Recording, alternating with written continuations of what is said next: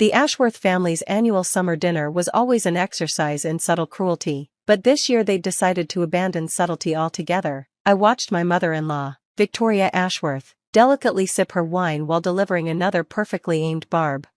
"Of course, dear," she said, eyeing my simple black dress. "Not everyone understands the responsibilities that come with our name. Some people," her gaze lingered meaningfully on me, "simply aren't bred for it. I'm Isabella Chen, though the Ashworths prefer to pretend my maiden name doesn't exist. To them, I'm just the unsuitable wife their youngest son Alexander chose instead of the socially acceptable debutante they'd picked out for him." "Mother," Alex warned, squeezing my hand under the table, "not tonight." "Oh, but we must discuss it," Victoria pressed on, encouraged by the nodding heads of various aunts and cousins around the massive dining table. "The Ashworth name has been prominent in Boston society for 200 years. We have certain standards to maintain." I took a slow sip of water, thinking about the encrypted email I'd received that morning from my private banking team. The merger had finally gone through, another technology company added to my quietly growing empire. The Ashworths, with their old money and social pretensions, had no idea that their common daughter-in-law was one of the wealthiest women in the country. "Perhaps," Victoria continued, warming to her theme, "it's time we discussed the prenuptial agreement again, to protect the family interests." Alex stiffened beside me. "We've been married for 2 years, Mother. That ship has sailed. It's never too late to protect oneself from unfortunate choices." I caught my father-in-law, Richard Ashworth, studying me with something close to pity. He'd always been the quieter partner in Victoria's social machinations, though no less convinced of the family's superiority. "Victoria," he said softly, "perhaps this isn't the best time." "No, Richard, it needs to be said. The girl clearly married Alexander for our money and position. We must take steps." I couldn't help but laugh, earning sharp looks from around the table. The Ashworth fortune, while respectable, was barely a rounding error compared to my net worth. Not that they knew that, yet. "Something amusing, dear?" Victoria's voice could have frozen champagne. "Just appreciating the irony," I replied carefully. Alex and I had discussed when and how to reveal my true financial status. Looked like the time had chosen itself. "Irony?" Victoria's perfectly plucked eyebrows rose. "What would someone like you know about irony?" "Someone like me?" I smiled, reaching for my phone. "You mean someone who graduated summa cum laude from MIT? Someone who filed their first technology patent at 19? Or someone who founded one of the most successful private technology companies in the world?" The dining room went very quiet. Even the servants hovering near the walls seemed to hold their breath. "What are you talking about?" Victoria demanded. "You work in computers or something?" "Something like that," I agreed, pulling up my private banking app. "Alex, darling, would you like to tell them, or should I?" Alex grinned. He'd been waiting for this moment since we met. "By all means, love. I think it's time." I turned my phone around, displaying the banking statement that had made Victoria's wine-drinking hands tremble. "As of this morning, my personal net worth is just over $3 billion. That's not counting the company's value or real estate holdings." The silence that followed was absolute. Victoria's wine glass slipped from her fingers, spreading an expensive Bordeaux across the pristine tablecloth. That's impossible," she whispered. "Not impossible," Alex said proudly, "just carefully hidden. Did you really think I married Bella without knowing exactly who she was?" But, Victoria looked frantically around the table, as if seeking support from the equally stunned family members. "If this is true, why didn't you say anything? Why let us think?" "Let you think I was a gold digger?" I finished for her. "Because I wanted to see who you really were. All of you. How you'd treat someone you thought was beneath you." Richard had gone very pale, no doubt remembering all the condescending financial advice he'd tried to give me over the past 2 years. "The prenup you're so worried about?" I continued. "Alex insisted on one, to protect me from any claims on my company, though he didn't really need to. The family lawyers made sure of that." "Family lawyers?" Victoria's voice had risen an octave. "What family? You said you were an only child, that your parents had passed." "They did," I confirmed, "but the Chin family isn't without resources, or connections." In fact, I checked my phone again, enjoying this moment perhaps more than I should. "We just acquired controlling interest in Ashworth Industries' main competitor." That bombshell hit Richard hard. He actually grabbed the table for support. "Anderson Tech? That was you?" "Through a series of shell companies, yes. I thought it might come in handy if your family's attitudes didn't improve." Alex was trying not to laugh now, We'd planned this revelation carefully, though we'd expected to wait until Christmas, but Victoria's latest attack had accelerated the timeline. Would anyone like to see the company portfolio? I offered innocently, or perhaps the real estate holdings? I believe we just acquired that building on Beacon Street that the Ashworth Foundation was hoping to buy.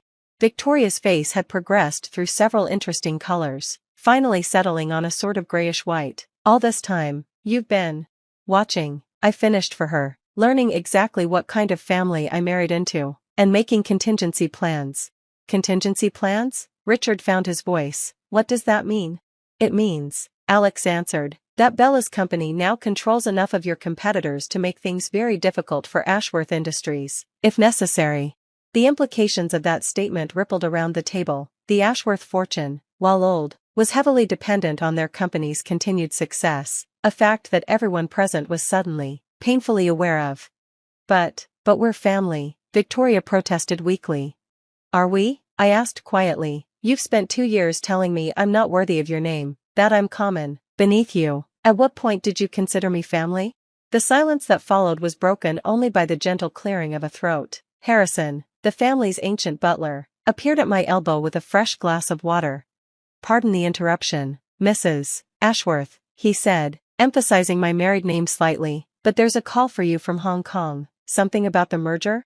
I smiled at Harrison, who, I suspected, had known exactly who I was all along. Nothing escaped his notice in this house. Thank you, Harrison. Please tell Mr. Wong I'll call him back shortly. We're just having a little family discussion about worth. Victoria flinched at the word. Around the table, various aunts, uncles, and cousins were frantically Googling my name on their phones, no doubt finding the carefully curated public information about my company and assets. Oh my God, Cousin Margaret breathed. She's on the Forbes list. Has been for years. Top 50, Alex confirmed proudly, though she prefers to keep a low profile, usually. But your clothes, Victoria sputtered, gesturing at my simple dress. Your car, your lifestyle, what about them? I asked. Did you expect me to dress like a cartoon billionaire, flash my wealth around? Some of us prefer to be judged by who we are, not what we own. The irony of that statement, given the current situation, wasn't lost on me. Which is exactly why I fell in love with her, Alex added, while you were all focusing on her background, trying to find ways to exclude her. I was getting to know a brilliant, compassionate woman who cares more about innovation and progress than social status. Victoria turned to her son, betrayal written across her features. You knew? All this time, you let us make fools of ourselves? You did that quite well on your own, Mother, Alex replied coldly. Every snide comment, every social slight, every attempt to make Bella feel unwelcome, that was all you. Richard was still processing the business implications. Anderson Tech, the merger, that means you now control about 40% of your market, I confirmed, though that could change, depending on how things go from here. Are you threatening us? Victoria's shock was turning to anger. Not at all. I'm offering you a choice. We can move forward as a real family, putting the past behind us, or we can maintain our current relationship, both personal and professional. It's entirely up to you. That's blackmail. No, Mother, Alex interrupted. That's business, something our family claims to understand so well. I stood up, smoothing my common dress. I should take that call from Hong Kong, but before I do, let me be clear, I don't want or need your money, your social position, or your approval. I've been testing you, all of you, watching to see if there was any substance behind the Ashworth name you're so proud of. And? Richard asked quietly. And I'm disappointed, but not surprised. Fortunately for you, Alex takes after his grandmother, the one who built Ashworth Industries from nothing, while the rest of you were busy attending cocktail parties. That hit home. Alexandra Ashworth, Richard's mother, had indeed built the company, though the family preferred to focus on their older, less commercial history. Think about it, I continued. Take some time to decide what matters more, your social pretensions or your family's future. I'll be in my study when you're ready to talk. Harrison knows where to find me. As I left the dining room, I heard Victoria's shaking voice. Harrison, did you know about this? Madam, the butler replied with perfect dignity. I make it my business to know everything about the family I serve, including the fact that Mrs. Isabella's personal charitable foundation just endowed a wing at Boston Children's Hospital, in your name. I smiled as I climbed the stairs to my study. Harrison really did know everything.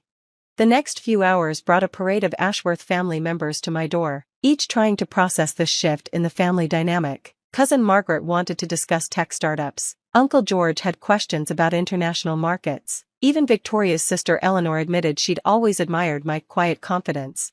Finally, well past midnight, Victoria herself appeared. She looked older somehow, her social armor cracked. "Why?" she asked simply. "Why let us treat you that way when you could have?"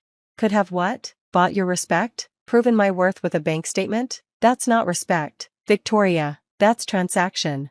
She sat heavily in one of the leather chairs. "We've been horrible to you." "Yes," I agreed, "you have. And now you control our company's future." "Your company's future was already in trouble," I pointed out. "Your competitors are more innovative, more adaptive. That's why they were vulnerable to acquisition. Would you be willing to help? Not for my sake, but for the employees, the people who depend on Ashworth Industries?" It was the first time I'd ever heard Victoria express concern for someone outside her social circle. Progress, of sorts. "That depends," I replied. "Are you willing to accept that the world has changed? That breeding and social status mean less than innovation and hard work? Do I have a choice?" "There's always a choice, Victoria. You can adapt and grow, or you can cling to the past and fade away, just like your company." She was quiet for a long moment. "The hospital wing, why?" "Because that's what real power is for. Not for making others feel small, but for making the world a little better." "Will you teach me?" The question seemed to surprise her as much as me. "About the company, about business today? If I'm willing to learn?" I studied her carefully. "Are you willing to learn about more than just business? About family? About worth that isn't measured in dollars or social status?" I want to try, for Alex's sake, if nothing else." It wasn't quite an apology, but it was a start. "Then yes, I'll teach you. We can start tomorrow, if you'd like." After she left, Alex found me still in the study. "That went well," he observed, settling onto the couch beside me. "Better than expected," I agreed, "though your mother may have an ulterior motive, saving the company." "Does it matter? She's willing to learn. That's more than I ever expected." He was right. Of course, change had to start somewhere, even if that somewhere was self-interest. Over the next few months, Victoria surprised everyone by throwing herself into learning about modern business practices. She even started attending technology conferences, dragging a reluctant Richard along. The annual Christmas party that year was notably different. Instead of social posturing, the conversation centered on innovation, technology, and yes, even charitable giving. Victoria had discovered she had a talent for fundraising, once she redirected her social energy toward actual causes.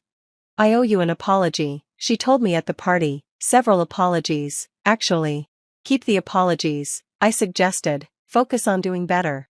And surprisingly, she did. The Ashworth name began to mean something different in Boston society, not just old money and social status, but innovation and social responsibility. As for me, I kept my simple dresses and quiet ways, though now everyone knew exactly who and what I was. But the real victory wasn't in revealing my wealth or power, it was in watching a family transform, albeit reluctantly, from social snobs to actual contributors to society. The next generation of Ashworths would grow up understanding that true worth isn't about names or breeding or bank accounts, though having a 9-figure balance certainly helped make that point. It's about what you do with what you have, whether that's money, power, or simply the courage to be yourself in the face of prejudice. And Victoria? She finally learned that lesson too, though it took a significant shock to her system to get there. Sometimes the best way to teach worth is to show just how worthless old prejudices can be. The end.